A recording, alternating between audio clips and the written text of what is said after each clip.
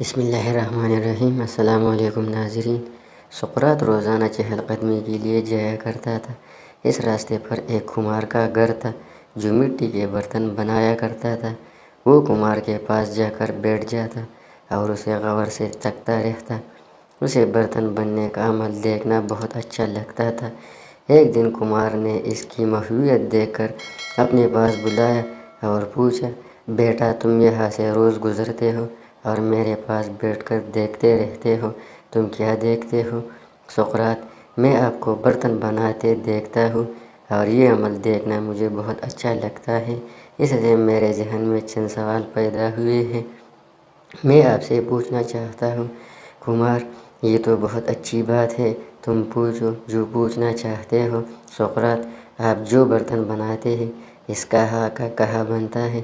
کمہار، اس کا خاکہ سب سے پہلے میرے ذہن میں بنتا ہے۔ یہ سن کر سقراط جوش سے بولا، میں سمجھ گیا۔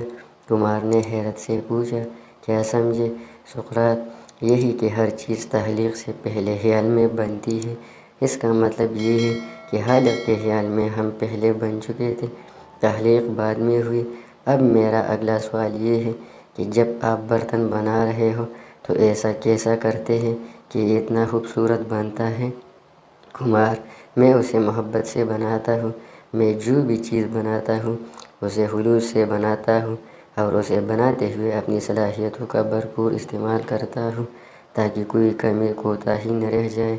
سقراط نے اس بات میں سر ہلاتے ہوئے کہا، اس کی بھی سمجھ آ گئی، کیونکہ بنانے والا ہم سے محبت کرتا ہے، کیونکہ اس نے ہمیں بنایا جو ہوتا ہے۔ اگلا سوال یہ ہے کہ آپ اتنے عرصے سے برتن بنا رہے ہیں، کوئی ایسی خواہش ہے جو آپ چاہتے ہیں کہ پوری ہو؟ کمہار، ہاں ہے، میں چاہتا ہوں کہ ایسا برتن بناؤ کہ دنیا عاش کر اٹھے اور پھر ویسا برتن میں کبھی نہ بنا سکوں۔ کمہار نے حسرت سے کہا۔